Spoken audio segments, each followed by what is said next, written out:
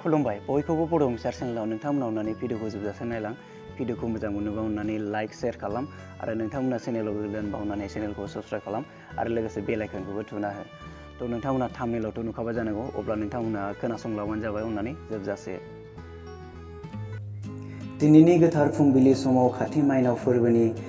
बयखौबो अनसायनायजों लोगोसे दोंसे बाथौ माइनाव आरज जै आफा बोराइ बाथौनि जै आइ बिमा माइनावनि जै सोरजिगिरिनि सोरजिनाय माइनाव आयै माइनाव अनसायगिरिया नोङो आयै माइनाव आसु माइनि माइनाव आयै माइसालि माइनि माइनाव रैखागिरि माइनाव आयै राहायनि गिरि माइनाव बयखौबो जाहोना फोथांना लाखिग्रा अनसुलि माइनाव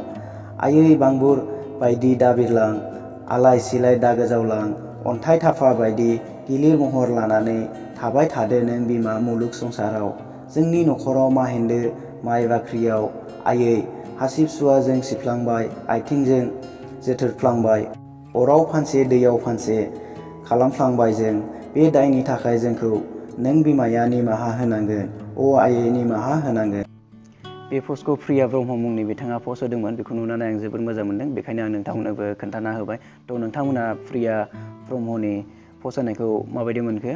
नोंथांमोना अननानै कमेन्टआव खोन्थाहर आरो नोंथांमोना भिडिअखौ मोजां मोनदोंबा अननानै चेनेलखौ साबस्क्राइब खालामलांदो आरो भिडिअखौ शेयार खालामना हो गोजोननाय थाबाय भिडिअ नायनायनि थाखाय थेंक इउ।